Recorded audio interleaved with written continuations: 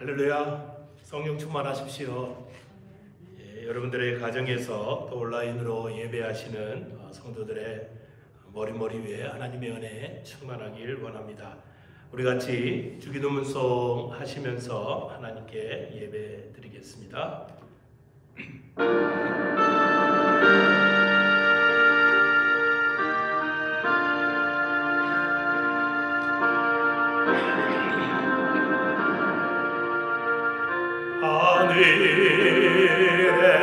하늘에 계신 아버지 이름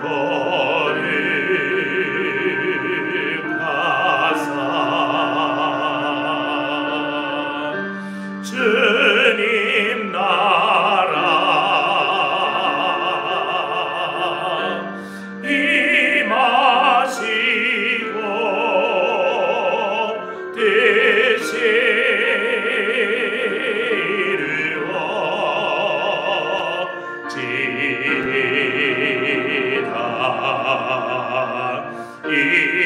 일용할 양식 주시고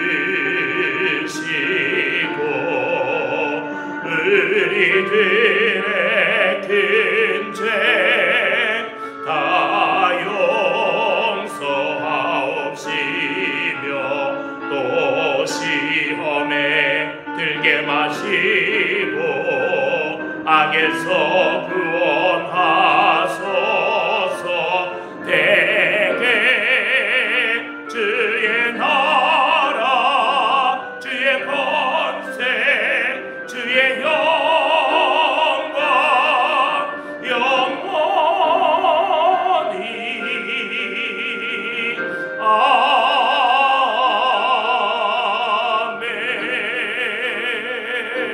아멘.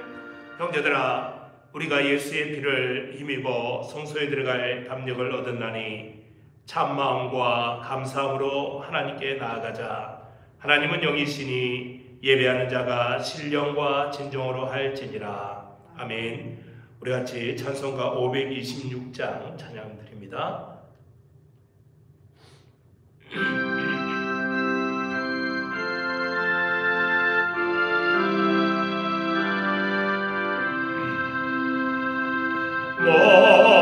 목마른 자들아 다 이리 오라. 이곳에 좋은 샘 이르도다. 힘쓰고 애쓰니 없을지라도 오면 다 마시겠네.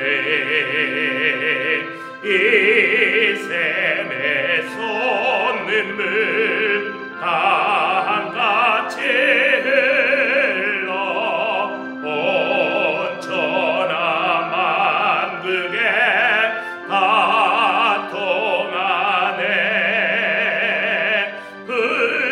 분분한 비천에 별이 없이 다 와서 쉬고 또 마시겠네. 생명수 샘물을 마신 자마다 목 다시 마르지 아니하고 속에서 솟아나 생수가 되어 영원히 솟아 늘 은성하리. 이 샘의 이름은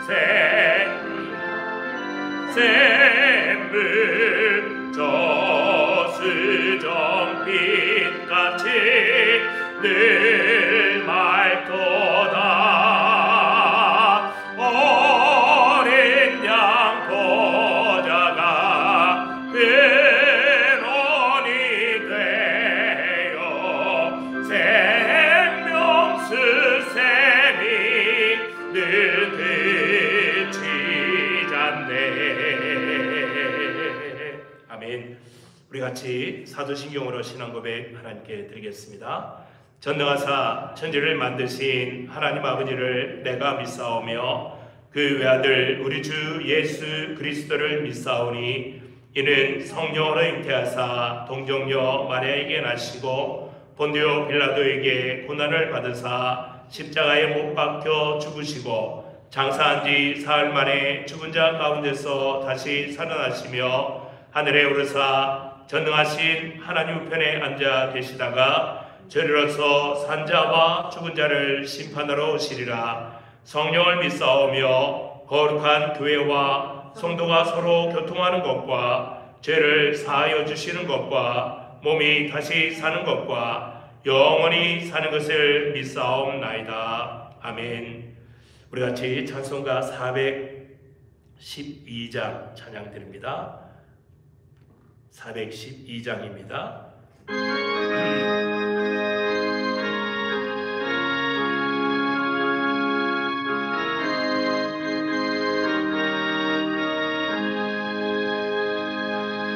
내 영혼의 극히 깊은 데서 맑은 가락이 흘려나네.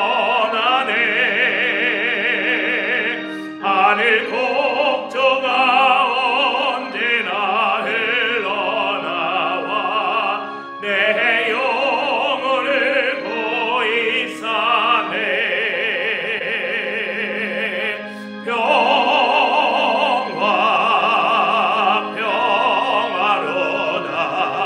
하늘 위에서 내려오네.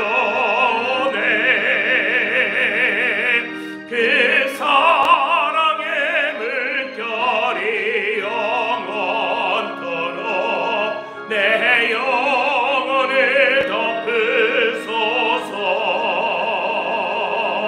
내 마음속에 솟아난 이 평안이 깊이 묻힌 보배로다. 나의 보화를 캐내어 가져갈 자 그 아무도 없으리라.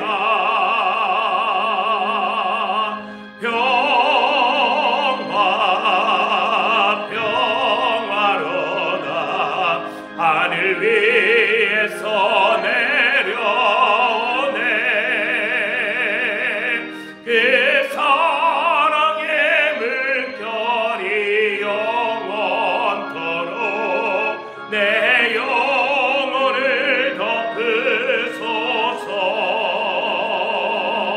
내 영혼의 평화가 넘쳐나니 주의 큰 복을 받음이라. 내가 주야로 주님과 함께 있어 내 영혼이 편히 쉬네.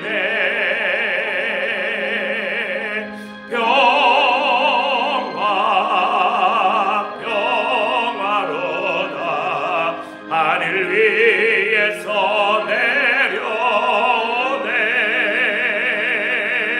그 사랑의 물결이 영원토록 내 영혼을 덮으소서.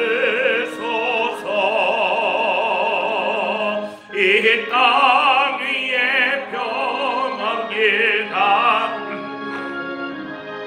참된 평화가 어디 있나.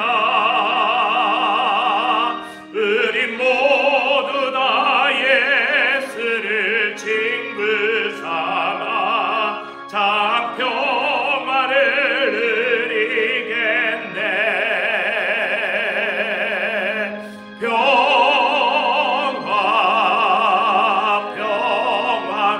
평화로다.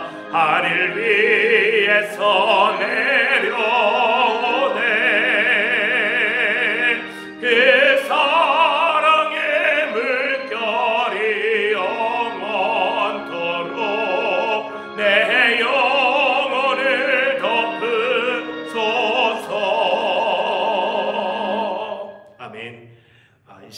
기도하겠습니다. 우리를 대표해서 공순의 집사님께서 예배를 위해서 기도해 주시겠습니다.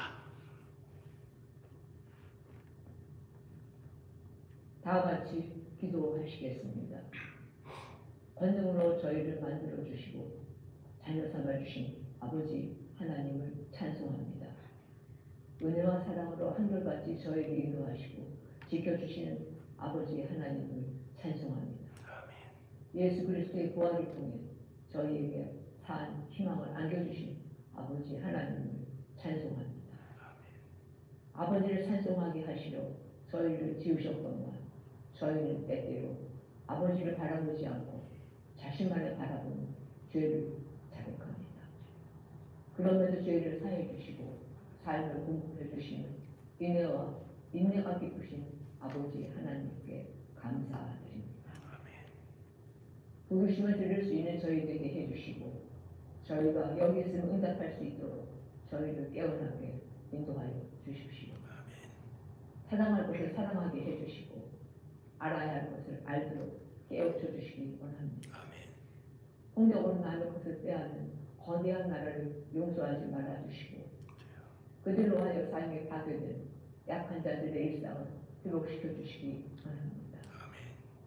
소용들이 치는 세상의 바다에서 삶이 괴롭고 질병으로 괴로워하는 모든 사람에게 아버지의 축복과 은총과 치유의 은사를 내려주시기 원합니다.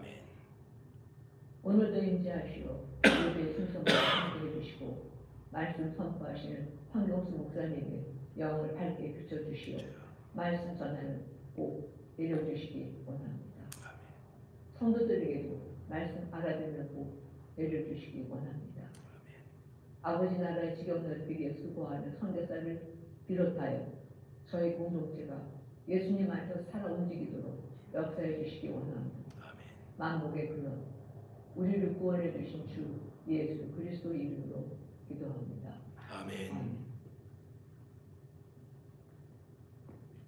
오늘 우리가 함께 나눌 말씀은 시편 88편 말씀입니다. 박미경 집사님께서 봉독해 주시겠습니다.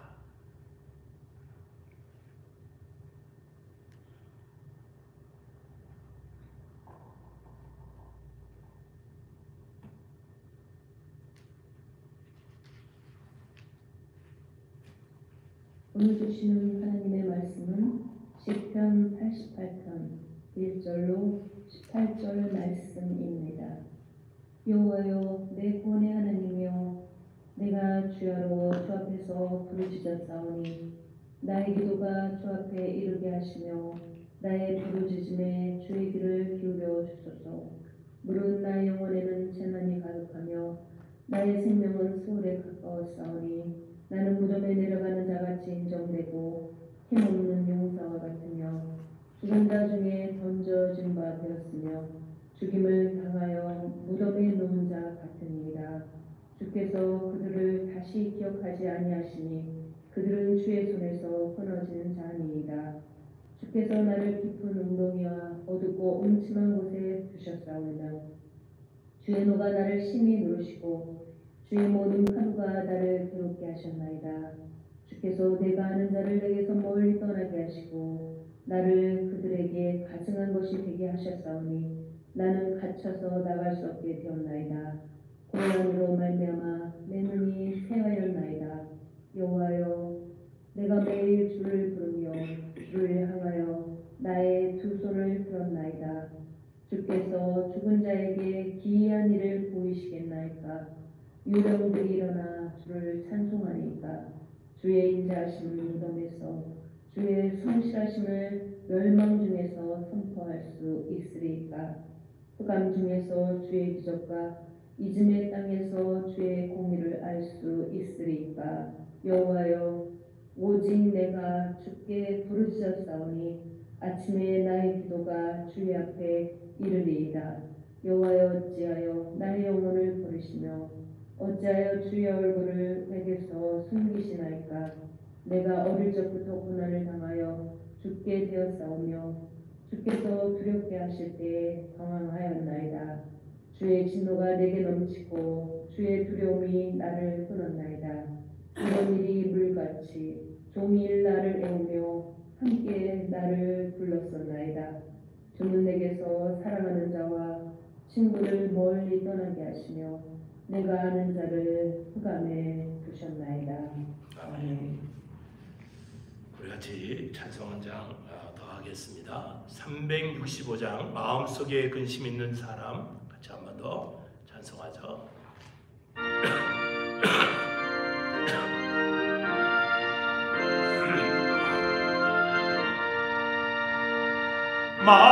마음속에 근심 있는 사람 주 예수 앞에 달려오라. 슬픈 마음 있을 때에라도 주 예수께 아뢰라.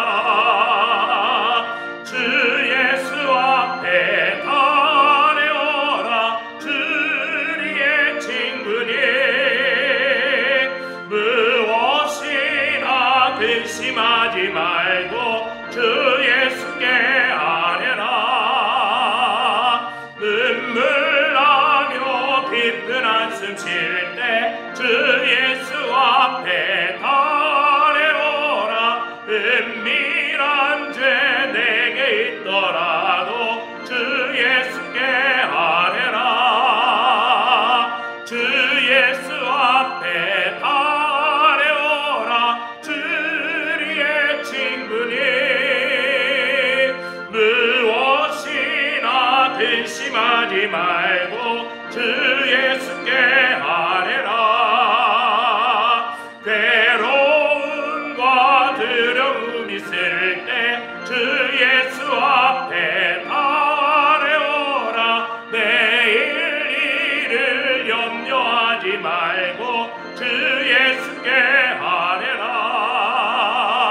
주 예수 앞에 달려오라. 주리의 친구니 무엇이나 근심하지 말고 주 예수께 아뢰라. 죽음 앞에 겁을 내는 자여 주 예수 앞에 달려오라. 하늘나라 바라보는 자여 주 예수께 아뢰라. 주 예수 앞에 달려오라. 주리의 친구니 무엇이나 근심하지 말고 주 예수께 아뢰라. 아멘. 우리 다 같이 한번 다시 기도드리겠습니다. 하나님 감사합니다. 날씨가 무더운 이제 여름의 시작입니다. 추울 때나 더울 때나 여전히 우리와 함께 하시는 그 하나님을 찬양합니다. 주의 몸된 교회에서 예배할 때나 또한 성도들이 각 가정에서 예배할 때 동일하신 예배를 받으시고 동일하신 은혜를 내리시는 그 하나님을 찬양합니다. 오늘도 말씀 통하여 내려주시는 하나님의 충만한 은혜가 우리 성도들의 기도의 자리로 이끌게 하시고 낙심과 절망과 좌절의 자리에서 기쁨과 찬송의 자리로 회복시킬 수 있는 복된 말씀 되게 하시옵소서. 이 땅에서 살아갈 소망이 끊어진 자들에게 소망으로 나타나시고 힘들고 어려움 가운데 있는 성도들에게 기쁨으로 평안으로 찾아오셔서 하늘로부터 내리는 참 평안을 맛볼 수 있는 복된 이 말씀 되게 하시옵소서. 우리 주님 앞에 귀한 예물 드린 성도들이 있습니다. 하나님께서 축복하시고 그 손길 복되게 하시며 쓰이는 것에 하나님의 영광이 드러나게 주께서 축복하시옵소서. 코로나 바이러스로 인하여서 많은 성도들이 힘들어하고 또한 이제 치료되는 그러한 과정 속에 있습니다. 하나님께서 끝까지 저들을 붙드시고 깨끗하게 치료되고 완쾌되어서 하나님께 영광 돌리는 우리 모두가 되게 하시옵소서. 우리 모두를 축복하시는 하나님을 찬양드리며 예수님 이름으로 기도드립니다. 아멘. 시편 88편을 보시면 여기에 표제어가 위에 이렇게 쭉 기록이 되어 있습니다. 고라 자손의 찬송시 곧 에스라인 헤겔의 마스길 인도자를 따라 마할렛 르단 요새에 맞춘 노래 이렇게 되어져 있습니다. 여기 고라 자손이라는 표제가 이렇게 붙였고요. 그리고 고라 자손 중에 누구다라는 그 신분도 밝혀놓고 있습니다. 에스라인 헤만이라는 그러한 사람입니다. 여러분들이 잘 알다시피 다윗 왕 시대 때 3대 찬양 악장들 가운데 헤만이 있었습니다. 또 아삽도 있었고 여두둔이 있었습니다. 세 분이서 3대 악장으로 성전에서 찬양으로 하나님을 섬겼던 그러한 분들입니다. 근데 다윗 왕 당시에 이 헤만은 에스라인이 아닙니다. 솔로몬 시대 때, 솔로몬 왕 때에 에스라인 헤만이 있었는데 이 사람은 또 고라 자손이 아닙니다. 우리가 추측을 할 때는 솔로몬 왕 때 찬양 악장으로 섬겼던 헤만이라는 그러한 사람, 이 시가 고라 자손들이 나중에 편집해 놓은 이 고라 자손의 시에 포함되어서 아마 오늘날 시편 88편을 놓고 고라 자손의 시다 이렇게 얘기하지 않나 이렇게 추측을 해봅니다. 여기 또한 이 노래를 보면 곡조를 어떻게 할 것인가, 마할랏 르안노스에 맞춘 노래다 이렇게 이야기를 하고 있는데 거기 단어 앞에 조그만한 글씨로 이렇게 숫자가 있죠. 그리고 밑으로 이렇게 쭉 내려가서 보시면은 병의 노래 이렇게 이야기를 하고 있습니다. 병의 노래라는 것은 뭐냐면 고통스러운 질병 가운데서 노래하는 노래다 라는 겁니다. 그러니까 분위기가 굉장히 어둡겠죠. 우리식으로 얘기를 하면 아마 한마는 타령 이 정도 되지 않나 이렇게 생각이 됩니다. 여러분들 고통 가운데 있는 병 중에 노래할 수 있습니까? 그런데 이 헤만이라는 그러한 분은 이러한 시인은 그 가운데서 이렇게 노래를 불렀고 또 헤만이 지은 이 시가 고통 가운데 병중에 있는 사람들이 이 시를 읊으면서 일어나라 라는 그러한 교훈을 담고 있습니다. 그런데 작가의 의도와는 전혀 다르게 병중에서 고통 가운데서 이 시를 읽고 일어나야 되는데 전혀 하나님을 찬양하는 내용으로 되어져 있지 않습니다. 또 하나님께 감사한다라는 그러한 내용도 있지 않습니다. 여기 시편 88편은 조금 특이한데 보통 이제 시편 성경 가운데서도 시편을 보면 많은 고난을 당한 분들의 기도가 이렇게 등장을 하지 않습니까? 그래서 시편을 가리켜서 우리는 곡조 있는 기도다라는 그런 별명까지도 이렇게 붙이는데 보통 이분들이 그 어려움, 고난을 통과하는 그러한 과정 속에서 만난 하나님, 그 하나님을 찬양한다. 그리고 힘들고 지금은 어려웠지만 내가 하나님을 붙들고 일어난다 라는 이런 내용들도 있습니다. 그러니까는 내가 지금은 힘들고 어렵지만 하나님 당신께서 나와 함께 계심으로 내가 이 어려움을 이겨내겠습니다 라는 이러한 시들로 대부분 되어져 있다는 것이죠. 그러니까는 시편에 나오는 고난의 기도가 보편적으로 지금은 고통을 호소하고 있지만 나중에는 하나님을 찬양하는 걸로 이렇게 끝나는 내용으로 되어 있다는 겁니다. 그런데 여기 시편 39편과 시편 88편은 그런 내용이 전혀 없습니다. 나중에 반전을 이루는 내용으로 되어 있다든지 하나님을 찬양합니다 라는 이런 내용이 전혀 없다는 것이죠. 그러니까 88편을 아주 압축시켜서 여러분들에게 말씀드리면은 이런 식으로 되어 있습니다. 내 평생에 나는 죽음과 항상 가까이 있었습니다. 그런데 당신은 나를 버렸습니다. 내게 좋은 일을 말하는 그러한 사람들도 내게 다 빼앗아 갔습니다. 이런 식으로 되어 있습니다. 그러니까는 이 말씀을 전하는 제가 굉장히 당황스러운 겁니다. 뭔가 은혜되는 그러한 내용을 끄집어내서 이게 우리에게 은혜가 되게끔 해야 되는데 당신은 나를 버렸습니다. 내가 평생 동안 죽음의 위기 속에서 살아왔습니다. 이런 식으로 되어 있다는 것이죠. 그래서 여기 이제 좀 하나 살펴보면은 하나님 당신은 내게 선한 일이라고는 하나도 해주지 않았습니다. 라는 그런 내용으로 되어 있다는 겁니다.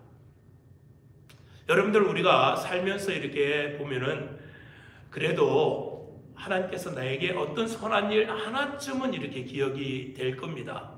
그런데 여기 시편 88편을 기록한 아삽은 하나님 내가 아무리 생각해봐도 하나님 당신께서는 내가 살아생전 동안 선한 일이라고는 하나도 내게 해주지 않았습니다. 이렇게 되어 있다는 것이죠. 그래서 마지막 18절 말씀을 한번 보십시오. 18절 말씀을 보시면 뭐라고 얘기를 하냐면은 주는 내게서 사랑하는 자와 친구를 멀리 떠나게 하시며 내가 아는 자를 흑암에 두셨나이다. 특히 여기 내가 아는 자를 흑암에 두셨나이다 이 말이 다른 성경에는 뭐라고 되어 있냐면은 흑암이 나의 친구입니다. 그러니까는 이 말은 하나님 당신보다 차라리 흑암이 더 좋습니다. 이런 얘기입니다. 그리고 영어 번역에는 좀 더 뚜렷이 나와 있는데 어두움이 나의 가장 친한 친구입니다. 하나님 당신보다 어두움이 나에게는 더 가까운 친구라고 얘기를 해요. 그 다음에 히브리 성경도 비슷하게 이야기를 하고 있는데 나의 가까운 친구는 어둠이다 이렇게 끝납니다.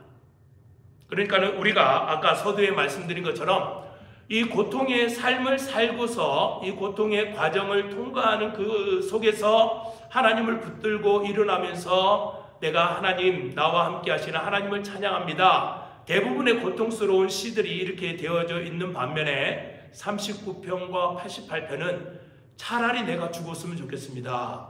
어둠이 하나님 당신보다 나의 더 친한 친구입니다. 이렇게 끝나버리니까 정말로 이 하나님에 대해서 무례한 그러한 말들을 쏟아내는 것 같기도 하고 굉장히 당황스러운, 그래서 많은 성경을 강의하는 설교하는 그러한 목사님들이 39편과 88편을 좀 뺐으면 좋겠다라는 이런 마음으로 강의를 한다고 합니다.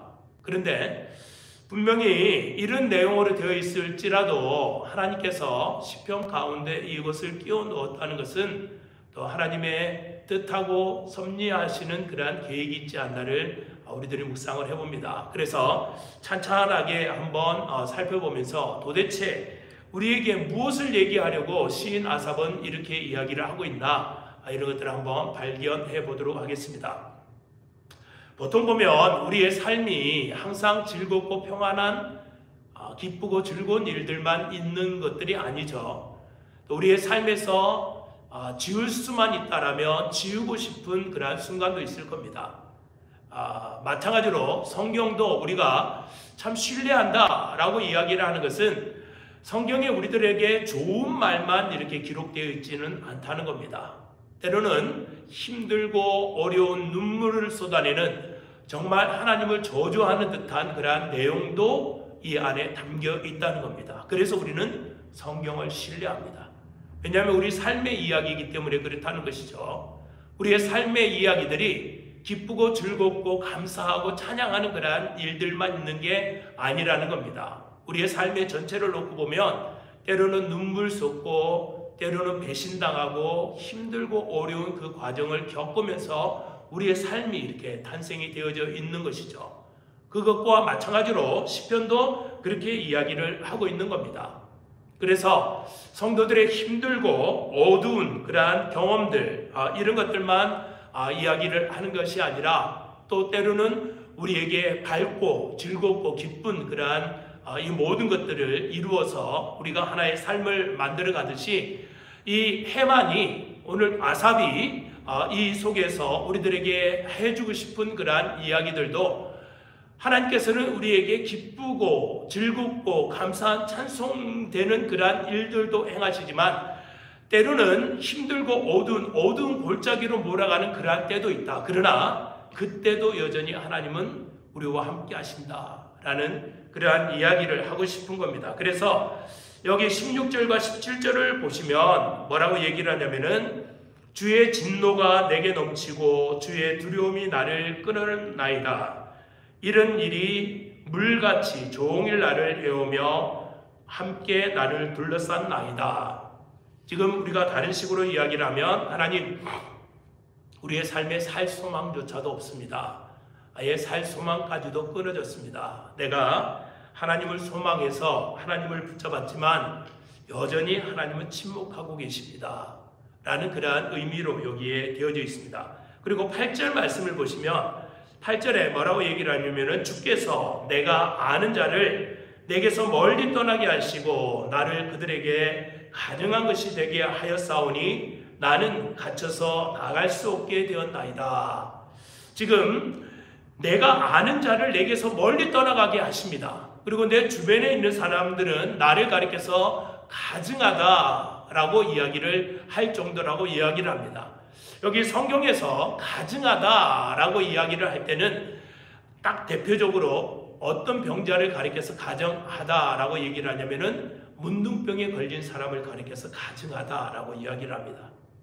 그러니까 지금은 이 병명이 밝혀져서 내 조상의 잘못도 아니요, 내 잘못도 아닌 그냥 우리에게 자연스럽게 오는 병으로 우리가 생각을 하지만 당시에는 문둥병에 걸렸다는 것은 가증한 것입니다. 그 얘기는 하나님으로부터 저주를 받은 병이 문둥병이라는 겁니다. 그래서 성경 여러 곳곳에서 보면은 이 문둥병을 바라볼 때 영적인 시각으로 바라봅니다. 이 육신의 어떠한 질병으로 바라보는 것이 아니라 문둥병에 걸린 사람을 대하든지 문둥병 그 자체는 영적인 시각에서 놓고서 바라봤다는 겁니다. 그런데 많은 사람들이 나를 그렇게 문둥병에 걸린 그러한 사람처럼 가증하게 이렇게 쳐다보고 있다라고 이야기를 하고 있습니다. 그런데 우리들이 시편 88편 보면은 무슨 이유가 나와야 될 텐데 사람들이 이렇게 하는 그러한 이유가 나와야 되고 그리고 시인이 이렇게 고통을 당하는 이유가 나와야 될 텐데 그 이유조차도 기록을 하지 않습니다. 그리고 우리가 대부분 보면 하나님, 사람들이 나를 가증하게 여깁니다. 그러나 하나님은 내 편이십니다. 나를 도우셔서 그래도 하나님을 붙들고 일어나게 해주십시오. 이런 기도도 없습니다. 그러니까 사람들이 가증하게 여기면 그냥 눈물을 흘리는 그 정도밖에 되지 않습니다. 이 고통에서 나오고 싶습니다. 빠져나오고 싶습니다. 라는 그런 얘기가 여기에 전혀 들어져 있지 않다는 얘기죠. 그러니까는 우리가 물에 빠져 있는 사람들이 막 사람 살려하고 다른 사람들에게 도움을 요청하듯이 이렇게 고통 가운데 고난 속에 빠져 있음에도 불구하고 하나님께 도움을 요청하는 기도의 내용은 전혀 담겨져 있지 않다는 겁니다. 그리고 14절 말씀을 보시면 이 시인에게 있어서 더 큰 문제는 뭐냐면 14절 말씀을 보시면 여호와여 어찌하여 나의 영혼을 버리시며 어찌하여 주의 얼굴을 내게서 숨기시나이까. 주님의 얼굴을 내게로 향하여 주십시오 라는 얘기는 하나님의 은혜를 내게로 향해 주십시오. 은혜를 내가 필요합니다 라는 그러한 의미인데 이게 지금 반대로 되어 있다는 것이죠. 어찌하여 주의 얼굴을 내게서 숨기셨나이까. 하나님의 은혜가 왜 내게서 끊어졌습니까? 라는 그 얘기를 여기서 하고 있습니다. 그러니까 하나님께서 만약에 우리들에게 얼굴을 숨기셨다, 하나님의 은혜가 끊어졌다, 그러면 그 뒤로부터는 우리는 살 소망 자체가 없는 겁니다. 우리는 날마다 하나님의 은혜를 먹고 사는 사람들인데 그 하나님의 은혜가 끊어졌다는 것은 죽음을 의미한다는 얘기죠. 그런데 이 시인은 지금 이야기를 할 때는 하나님 어찌하여서 하나님의 얼굴을 내게서 돌리셨습니까? 라고 이야기를 합니다. 어찌하여 나를 버리셨습니까? 여기서 버렸다라는 이 단어를 이 시인이 쓰게 되는데 이 버렸다라는 단어는 어떤 의미가 있냐면은 혐오스러워서 던져버렸다라는 얘기입니다. 그러니까 내가 하나님의 백성인 내가 하나님께로 나아가야 되는데 얼굴을 돌리신 것 외에 아예 나를 혐오스러워서 내동강 치는 멀리 버려버리는 그러한 취급밖에 하지 않는다는 겁니다. 그러니까 이 시인이 그 마음속에 얼마나 그 하나님의 은혜를 향한 갈망이 가득했겠습니까?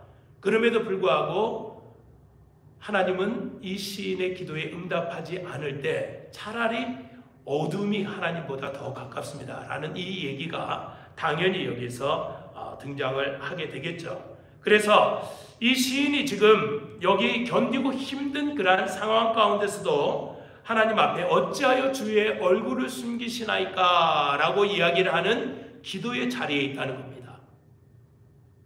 그러니까 우리의 삶이 아무리 힘들고 어려운 그러한 가운데 있을지라도 하나님께 원망하며 차라리 하나님보다 나는 다른 건 죽음이 더 낫습니다 라고 이야기를 한다 할지라도 이 시편을 기록한 시인은 지금 기도의 자리에서 이렇게 하나님께 원망을 하고 있다는 것이죠. 그래서 우리가 이 상황 속에서 발견해야 된 가장 중요한 교훈은 뭐냐면은 기도한다라는 그러한 자체는 그 안에 영적인 생명, 영적인 씨가 자라고 있다는 겁니다. 영적인 생명이 있는 그러한 사람들만이 아무리 힘들고 어려운 상황 속에서도 그 기도의 싹을 틔우는 겁니다.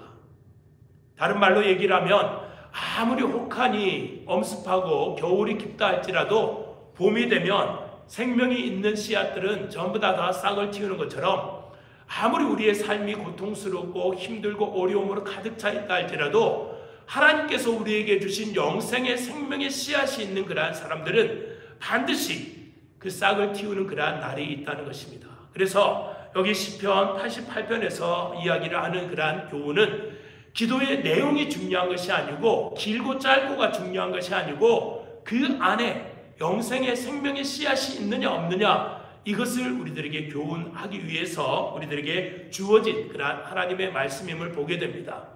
그리고 1절과 2절 말씀을 여러분들이 특히 보시면 여기에 뭐라고 얘기를 하면 여호와 내 구원의 하나님이여 내가 주야로 주 앞에서 부르짖사오니 나의 기도가 주 앞에 이르게 하시며 나의 부르짖음에 주의 귀를 기울여 주소서. 이렇게 기도한다고 했는데 결국은 기도의 응답이 없고 하나님은 침묵 가운데 있고 얼굴을 돌린 것 같은 그러한 상황 속에 있다는 겁니다.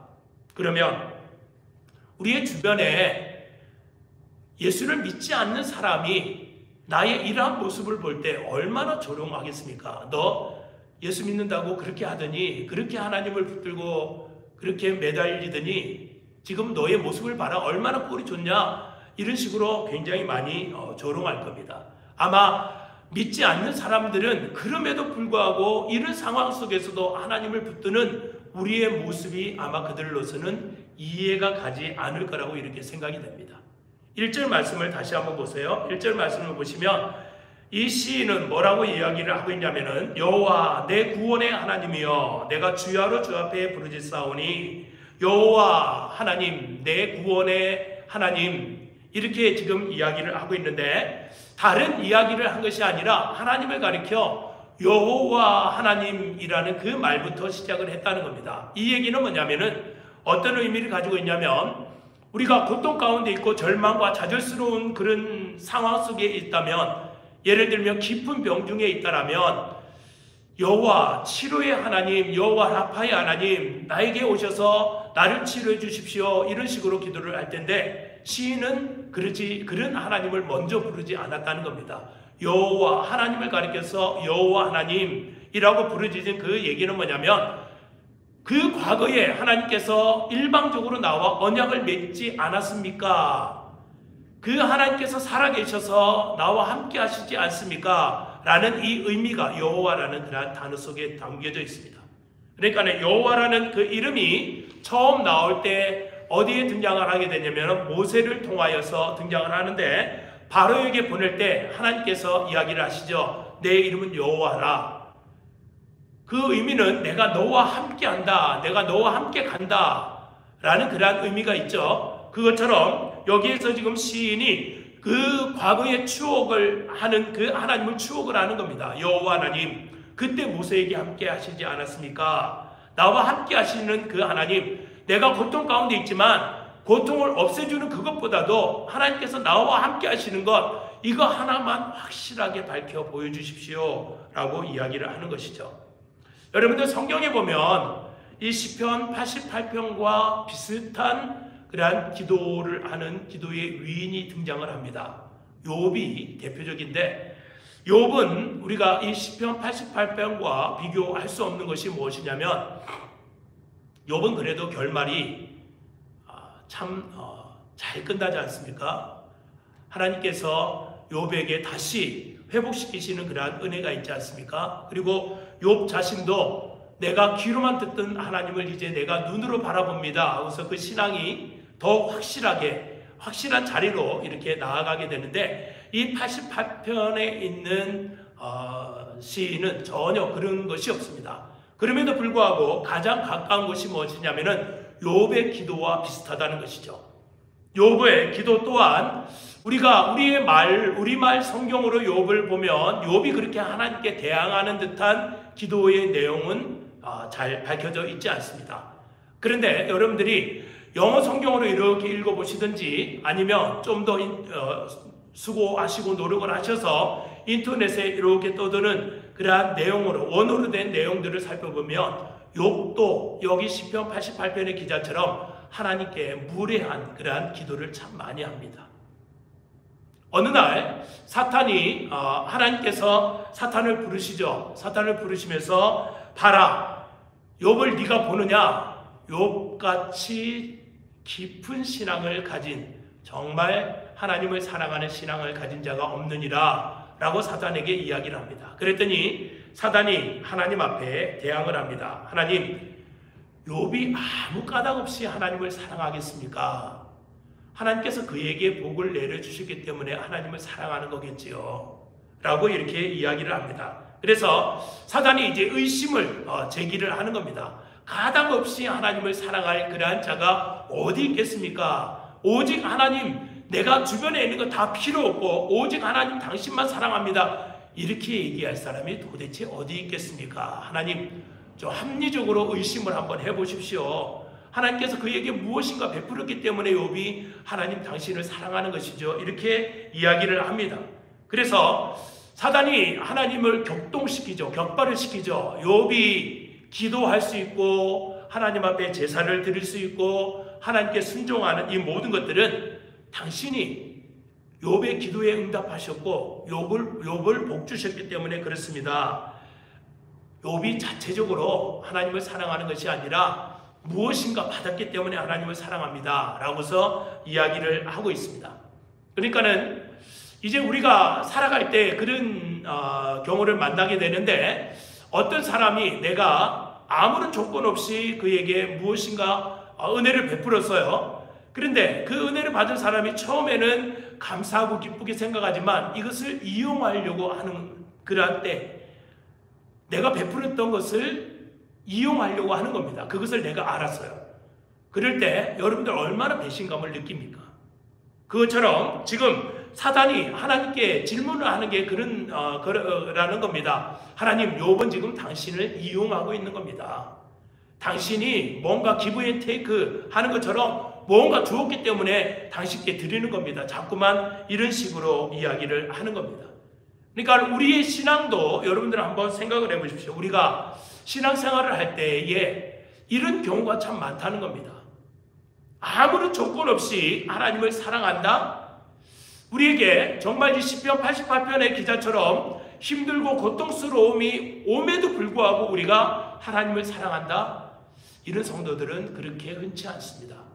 물론 우리가 순수하게 하나님을 사랑하는 여러분들의 믿음을 의심하는 것이 아니라, 우리가 보통 신앙생활을 시작하든지 아니면 신앙생활을 하는 와중에 우리가 하나님께 감사한다, 하나님을 찬양한다 라고 얘기를 할 때는 무엇인가 그래도 받았기 때문에 우리가 하나님을 찬양한다, 하나님을 사랑한다, 이런 게 우리의 마음이라는 것이죠. 사탄이 합리적인 의심을 우리의 마음속에 품기 시작을 한 겁니다. 그런데 하나님께서는 전혀 그렇지 않습니다. 욥은 전혀 그런 마음도 없었습니다. 아무것도 없다 할지라도, 마치 하박국서에서 나오는 것처럼 포도밭에 열매가 없을지라도, 무화과에 그 열매가 없다 할지라도, 우리의 양의 우리의 외양간에 소, 양 이런 것들이 다 없다 할지라도, 농가밭에 곡식이 없다 할지라도 나는 여호와로 인하여서 즐거워하고 기뻐한다라는 이 마음처럼, 이 마음을 가지고 있는 그러한 성도들이 흔치 않다는 겁니다. 우리가 신앙생활 할 때 다 그렇게 시작을 했다는 것이죠.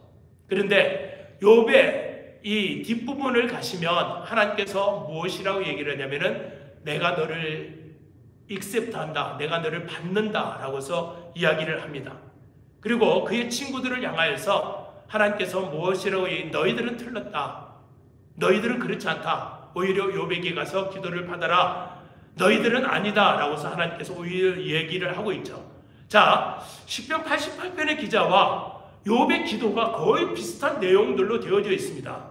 그런데 한 가지 우리가 여기서 무엇을 발견을 해야 되냐면은 이들은 하나님께 원망 섞인 기도를 한다 할지라도 지금 그 자리가 어디냐면은 하나님을 원망하고 떠난 자리가 아니라 하나님께 기도하고 있는 그러한 자리라는 겁니다. 그걸 하나님께서 받으셨다는 겁니다. 여기에 시편 88편도 지금 아무리 죽음이 하나님 당신보다 더 낫습니다 라고 이렇게 고통스럽게 이야기를 할지언정 그게 지금 어디서 하고 있냐면은 기도의 자리에서 그렇게 이야기를 하고 있다는 겁니다. 그리고 고통의 자리에 있으면 하나님 나는 당신이 없다는 것을 확신합니다 하고서 떠나는 그러한 자리가 아니라 그래도 하나님 내가 지금 하나님을 발견하기 위해서 얼마나 노력을 하고 있습니까? 그 기도의 자리에서 이렇게 기도를 하고 있다는 겁니다. 이럴 때 우리들은 신앙의 성숙이 오는 겁니다.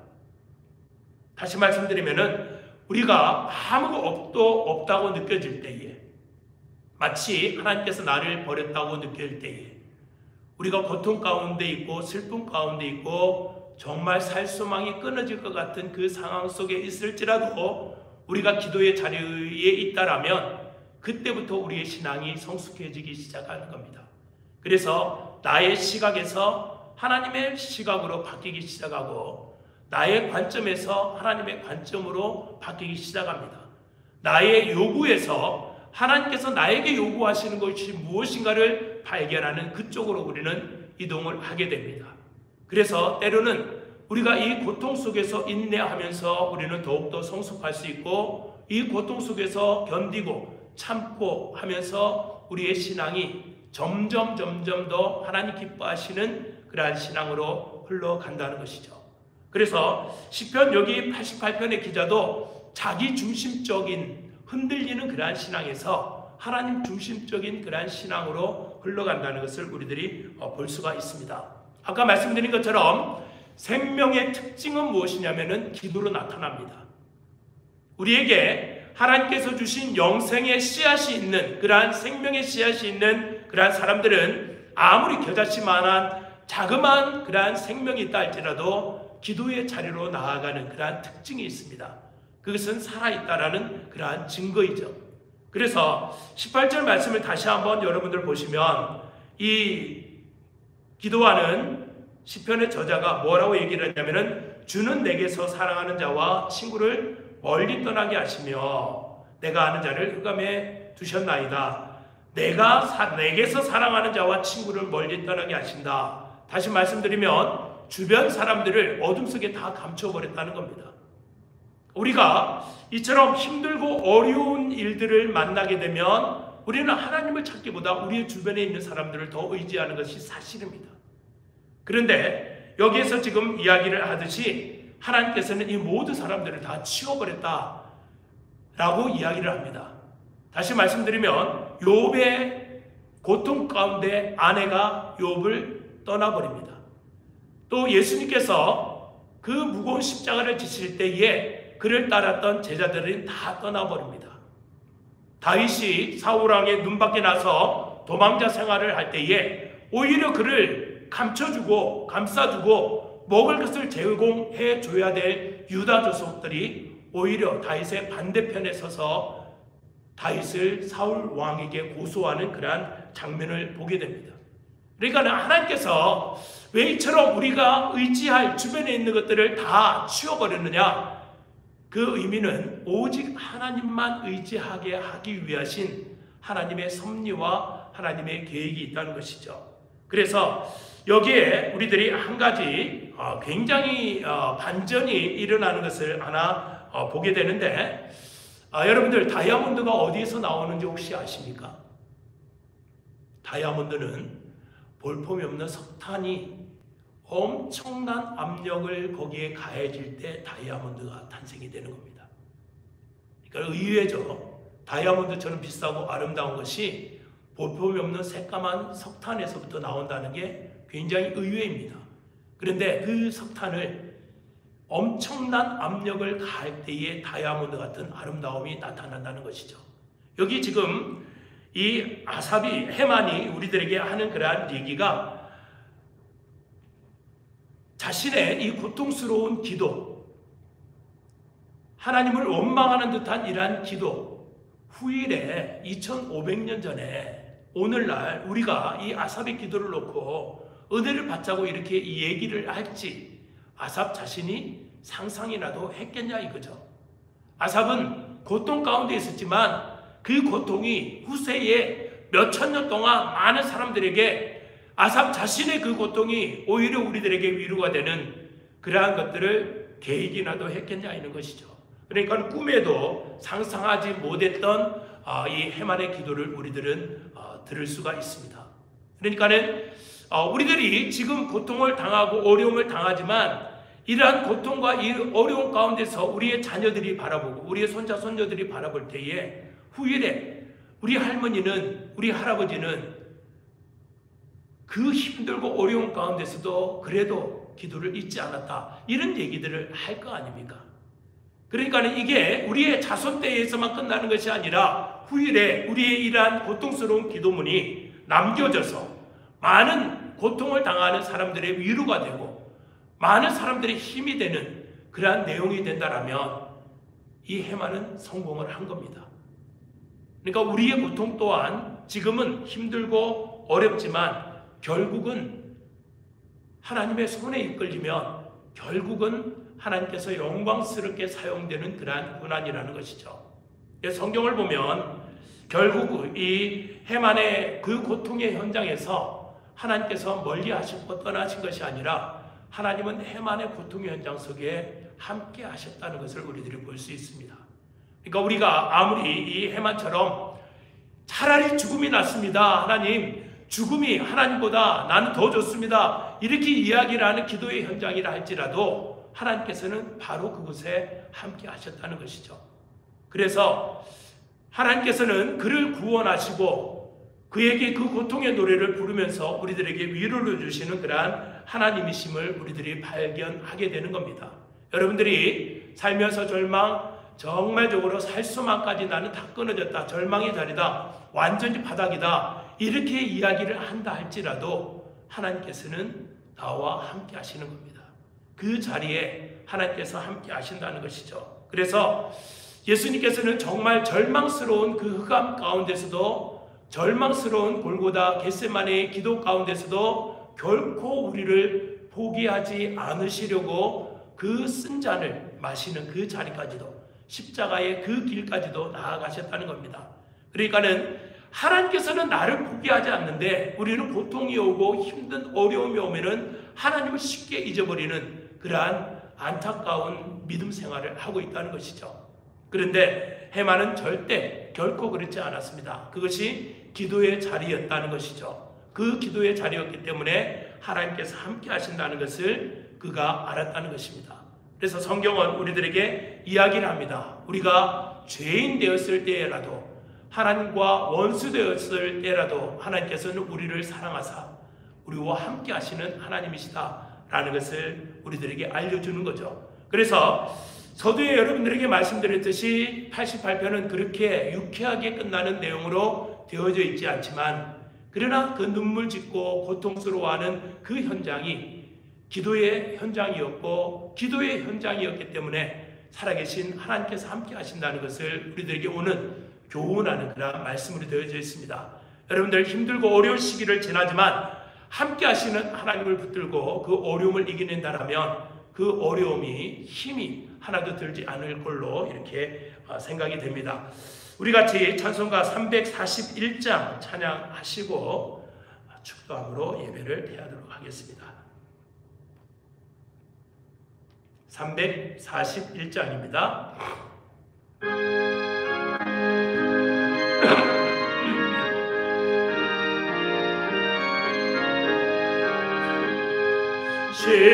십자가를 내가 지고 주를 따라갑니다. 세상 예수로만 나의 몸에 삼겠네. 세상에서 부귀영화 모두 잃어버려도 주의 평안 내가 받고 영생 복을 받겠네. 주도 곤욕 당했으니 나도 곤욕 당하리. 세상 사람 간사하나 예수 진실합니다. 예수 나를 사랑하사 빛난 얼굴 보이면 원수들이 미워해도 염려할 것 없겠네.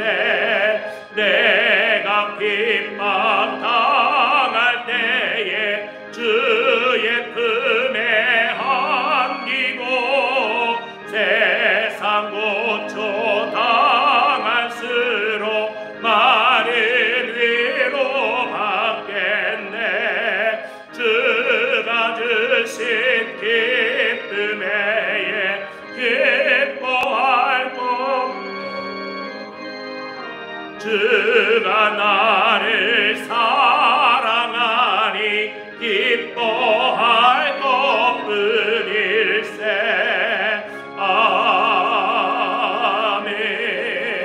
아멘. 만복의 근원이신 하나님을 찬양합니다. 십자가를 지고 주를 따라갑니다.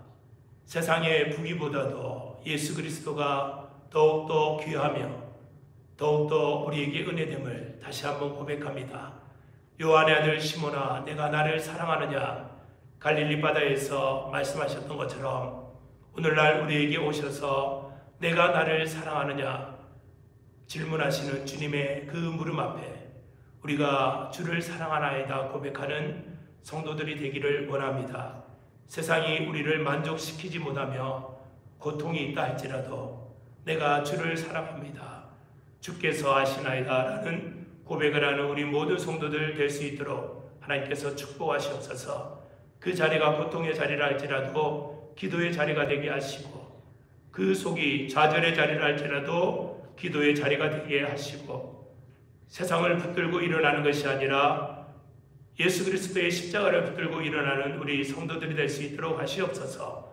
코로나 바이러스로 인하여 힘들고 어려움, 고통 가운데 있는 성도들 축복하시고 하루속히 회복시키시는 은혜가 있도록 하나님께서 도와주시옵소서.